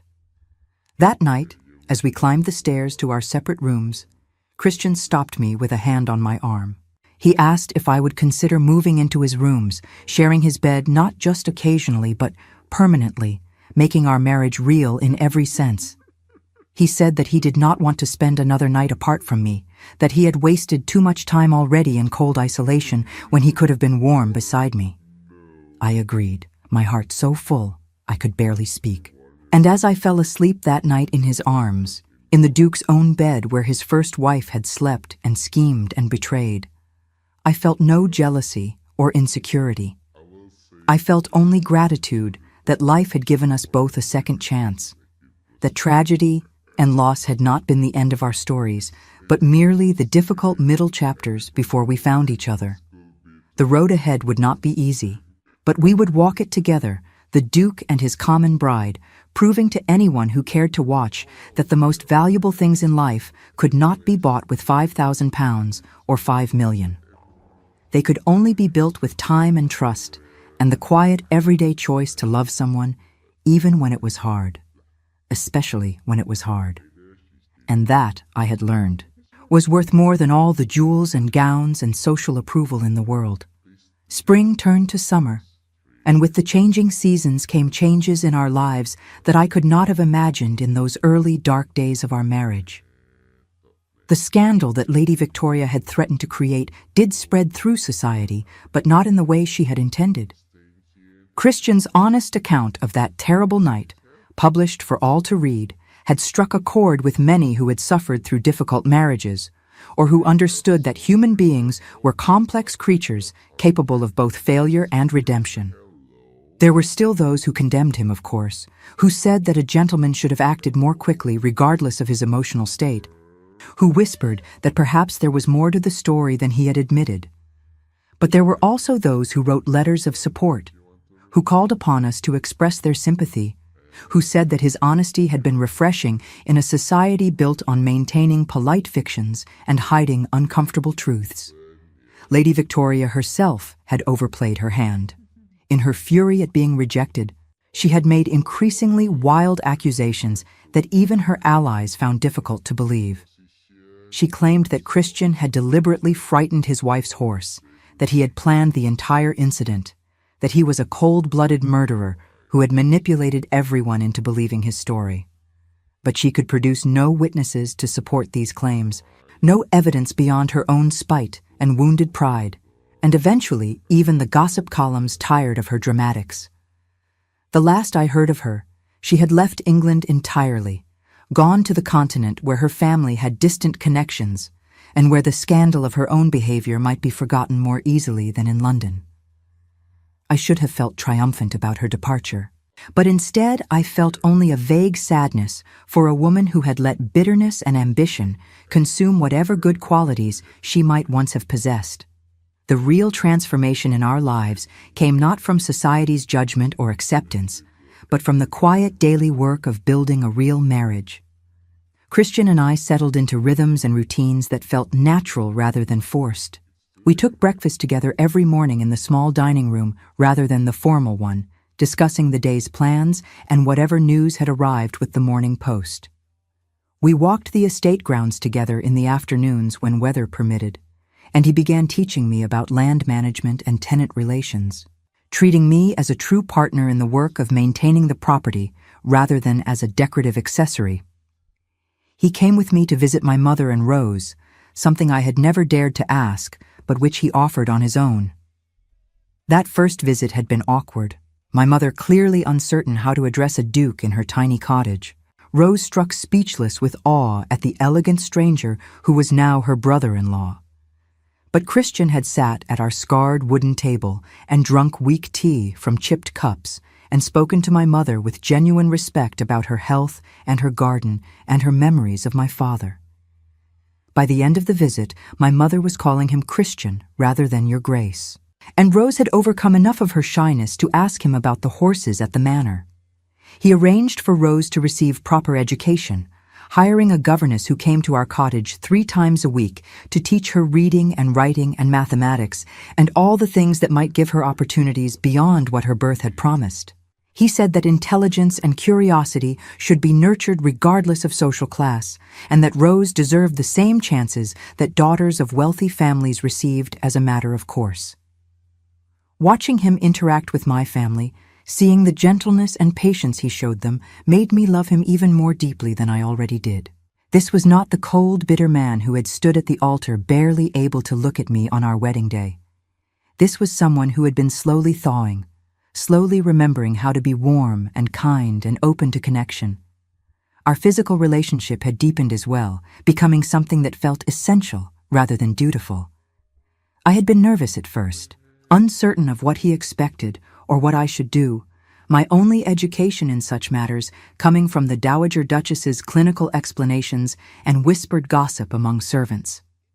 But Christian had been patient and careful, treating me as if I were something precious that needed gentle handling. He taught me that intimacy could be about connection rather than just physical release, that the vulnerability of being close to another person in that way could build trust rather than just satisfy desire. There were still difficult days, of course. Days when his old grief would rise up unexpectedly and he would withdraw into himself, becoming distant and cold in ways that reminded me painfully of our early days together. Days when I would feel overwhelmed by the responsibilities of being a duchess, when I would make mistakes in managing the household or dealing with visitors and would feel exposed as the imposter I feared I truly was. But we had learned to talk through these difficult moments rather than letting them fester into larger wounds. One evening in late summer, Christian found me in the library staring at correspondence I did not know how to answer. A duchess from a neighboring county had written asking if I would join her charitable committee, and I was paralyzed by fear that I would embarrass both myself and Christian by accepting. He read the letter over my shoulder, then sat beside me and took my hand. He told me that he understood my fear, that he knew I worried constantly about not being good enough for the position you found yourself in. But he said that I had already proven myself in ways that mattered far more than knowing which fork to use at dinner or how to phrase a social acceptance. He said that I cared about people, truly cared about them, in ways that most of the aristocracy had forgotten how to do. He said that the charitable work would benefit enormously from having someone who understood what poverty actually looked like rather than viewing it as an abstract concept to be discussed at tea parties. He helped me compose a response accepting the invitation, and he accompanied me to my first committee meeting to provide moral support. The other women had been coolly polite at first, clearly skeptical about the Duke's common bride joining their ranks. But when we discussed the conditions in the village workhouse, I was able to speak from actual knowledge rather than vague sympathy. I knew what it was like to be hungry, to be cold, to live with the constant fear of becoming desperate enough to need charity. And something in my voice, some authenticity they could not question, slowly won them over. By autumn, I had become genuinely involved in charitable work throughout the county, visiting workhouses and schools and almshouses with Christian beside me. We used our money and influence to make real improvements in people's lives, to provide opportunities and support that had not existed before. It was deeply satisfying work, more satisfying than any amount of social success could have been, and it gave me a sense of purpose that went beyond simply being Christian's wife. My mother's health had stabilized with continued good medicine and proper nutrition, though the doctor warned that her lungs would always be fragile and that she must be careful not to overexert herself. Christian had offered repeatedly to have her move into the manor where she could be properly cared for, but she refused, saying that she was too old to live in a grand house and too set in her ways to be comfortable being waited on. Instead, we arranged for a woman from the village to come daily to help with the heavy work, and I visited at least 3 times a week to make sure she was well. Rose had blossomed under her education, proving to have a quick mind and an even temper that endeared her to everyone who met her. She was 17 now, no longer the frightened child who had watched me leave for the manor each morning, wondering if we would have enough to eat. Christian had quietly established a dowry for her, enough that she could marry respectably when the time came, and several local young men had already begun paying attention to the pretty, educated sister of the Duchess.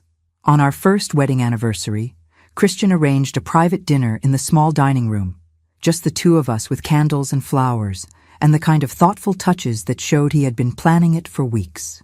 Over wine and courses I could barely taste because I was too aware of his eyes on me, too conscious of the weight of everything we had survived together. He gave me a gift that made tears spring to my eyes. It was a painting commissioned in secret of our cottage. Not as it had been when I lived there, with its sagging roof and peeling paint and air of desperate poverty, but as it was now, repaired and maintained and surrounded by the garden my mother tended. The artist had captured it in late afternoon light, warm and golden and full of quiet dignity, transforming what had once been a symbol of our poverty into something that looked almost beautiful. Christian told me that he had wanted me to have a reminder of where I came from, not because he thought I might forget, but because he never wanted me to feel ashamed of it. He said that the cottage and my family and my humble origins were part of what made me who I was, part of what he loved about me. He said that the greatest privilege of his life was not being born a duke, but being chosen by someone who saw past the title to the broken man underneath and decided he was worth loving anyway. I cried then, unable to hold back the tears that had been building all evening. I told him that I'd been so afraid on our wedding day, so certain that I had made a terrible mistake, so convinced that he would never be able to see me as anything more than an obligation. I told him that watching him slowly open his heart to me had been like watching spring arrive after a long, harsh winter, gradual and uncertain at first, but eventually undeniable in its warmth. He pulled me into his arms and held me while I cried. His own eyes wet with tears, he no longer tried to hide from me. He said that his first wife had taught him to guard his heart, to view every expression of emotion as a potential weakness to be exploited.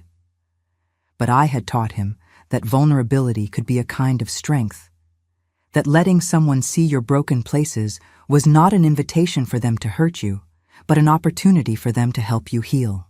We made love that night with a tenderness and certainty that came from truly knowing each other, from having survived difficulties together and emerged stronger rather than shattered. And afterward, lying in his arms in the darkness, I thought about how impossible this all would have seemed a year ago, how far we had both traveled from that morning in his study when he had first looked at me and seen nothing but an inconvenient test his grandmother had forced upon him. Winter came again, bringing with it the social season and the inevitable invitations to balls and dinners and house parties. We attended some of these events, presenting ourselves as a united front, proving to society that our marriage was real and solid despite its unconventional beginnings. There were still those who whispered behind their fans, still those who made it clear they found our union distasteful. But there were also those who treated us with genuine warmth, who said that they admired our partnership, who told me privately that they envied what Christian and I had built together. At one particularly grand ball in London, I found myself cornered by a group of young women who wanted to know how I had managed to capture a duke's heart. They asked in voices that mixed curiosity with envy, clearly viewing our marriage as some kind of calculated achievement rather than the messy, complicated reality it actually was. I told them honestly that I had not captured anything, that love was not about strategy or manipulation, but about seeing another person clearly and choosing them anyway. I told them that the most valuable thing I had offered Christian was not beauty or accomplishments, but simply the willingness to stand beside him when things were difficult. They looked disappointed by this answer, as if they had been hoping for some secret technique they could apply to their own matrimonial ambitions. But one young woman, quieter than the rest, caught my arm as I moved away and thanked me for my honesty. She said that too many people treated marriage as a business transaction or a social advancement, and that it was refreshing to hear someone speak about it as if feelings actually mattered. In the spring following our first anniversary, I discovered I was pregnant. I had suspected for some weeks, but had not wanted to say anything until I was certain, not wanting to raise Christian's hopes only to disappoint him. When I finally told him, sitting together in the garden on a warm afternoon, he went very still and quiet in a way that frightened me. I asked if he was displeased. if the thought of becoming a father again after his first wife's betrayals was too painful. He shook his head slowly, then pulled me close and buried his face in my hair. He said that he was overwhelmed, that he had not let himself hope for this, that the thought of having a child with me, a child born from love rather than duty, was almost more happiness than he knew how to process. He said that he was also terrified that he would fail this child the way he felt he had failed in so many other ways, terrified that his darkness might somehow taint the innocent life we were creating together. I told him that he would not fail, that I had seen him with Rose and with the children on his estate, and that he was capable of great gentleness when he let himself be. I told him that we would figure out parenthood together the same way we had figured out marriage, one day at a time, with patience and honesty and the willingness to admit when we needed help. I told him that our child would be lucky to have a father who cared so deeply about doing right by them, even if that caring came wrapped in fear. The pregnancy progressed normally, though I was often tired and occasionally sick in ways that made me grateful for the comfort and care that surrounded me now. Christian was endlessly solicitous, bringing me tea and books and sitting with me during the long afternoons when I was too exhausted to do anything but rest. My mother and Rose visited often, bringing food from their garden and stories from the village, their presence a reminder that I was still Margaret, even if I was also now the Duchess of Ashford. Our daughter was born on a cold December morning, exactly 1 week before what would have been the second anniversary of our wedding. The birth was difficult and frightening, lasting nearly 20 hours and leaving me exhausted and shaken. But when they finally placed her in my arms, tiny and red and screaming with the outrage of being thrust into the cold world, I felt a love so fierce and immediate that it took my breath away. Christian stood beside the bed with tears streaming down his face, looking at our daughter as if she were a miracle he had not believed possible. He reached out to touch her tiny hand, and when her fingers curled around his in instinctive reflex, something in his expression broke open in a way I had never seen before. He looked at me, and then at her, and said in a voice rough with emotion that he had not known it was possible to feel this much, to love this deeply, to be this terrified and this grateful all at once.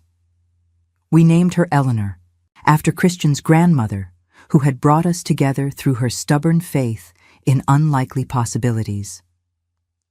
She had her father's gray eyes and my dark hair and a remarkably strong grip for someone so small. Watching Christian hold her, seeing the tender, careful way he cradled her against his chest, I knew that whatever fears he had about being a father would not prevent him from being a good one. My mother came to meet her granddaughter, bringing Rose with her, and we sat together in my room while Eleanor slept in her cradle. My mother held my hand and told me that she was proud of me, not for becoming a duchess or for making a good marriage, but for staying true to myself through everything that had happened. She said that I had retained the kindness and the practicality that had always defined me, even as I had learned to navigate a world so different from the one I had grown up in. Rose, holding Eleanor with careful reverence, asked me if I was happy. It was such a simple question, but it made me pause and really consider my answer. I told her that I was happier than I had ever imagined being, that the life I had now felt both surreal and exactly right. I told her that happiness was not the absence of difficulty, but the presence of people worth struggling for, worth building with, worth loving even when that love was complicated and messy and hard. As winter deepened and then slowly gave way to another spring, Christian and I settled into the rhythms of parenthood. We were fortunate enough to have nurses and help, but we also insisted on being involved in Eleanor's daily care in ways that were unusual for people of our station. Christian would wake in the night when she cried, would walk the floors with her, would sing to her in a voice that was rough but surprisingly sweet. I nursed her myself rather than hiring a wet nurse, wanting that connection with my daughter even though it was considered somewhat vulgar for a duchess to do so. We had come so far from that morning in Christian's study, when he had looked at me with cold assessment, and I had stood before him in my maid's dress, wondering what impossible test he intended to put me through. We had survived scandal and judgment and our own private demons. We had learned to trust each other, to be vulnerable with each other, to build something real and solid that no amount of social disapproval could shake. One evening in late spring, as we sat together watching Eleanor sleep in her cradle, Christian took my hand and told me something that made my heart soar. He said that he had been thinking about the test his grandmother had designed, about the £5,000 and the question of what each woman would choose to buy. He said that he understood now why I had passed when the others had failed. The other women had spent their money on things that enhanced their own value, on beauty and elegance and social position. They had invested in themselves as commodities, as objects to be admired and desired. But I had spent the money on other people, on my family's survival and well-being, on the quiet, unglamorous necessities that kept people alive and safe. And in doing so, I had revealed something essential about my character, something his grandmother had seen, but that he himself had been too wounded to recognize at first. He said that true love was not about what someone could do for you, or how they made you look to others. True love was about caring for another person's welfare more than your own comfort, about making sacrifices without keeping score, about building something together that was stronger than what either person could create alone. He said that I had been showing him this kind of love since the day I stood up to him in our wedding night, refusing to accept his coldness and demanding that he see me as a real person rather than as an unwanted burden. I told him that he had taught me things as well, that watching him slowly learn to trust again had shown me that no one was beyond redemption, that even the most broken hearts could heal if given enough time and patience and gentle care. I told him that I was grateful for every difficult moment we had survived together because those moments had taught us how to be partners rather than just spouses, how to support each other rather than simply coexist. We had built something precious from the most unlikely materials, a grieving widower and a poor maid brought together by an old woman's dying wish and £5,000 spent on medicine and bread. We had survived scandal and judgment and our own worst instincts.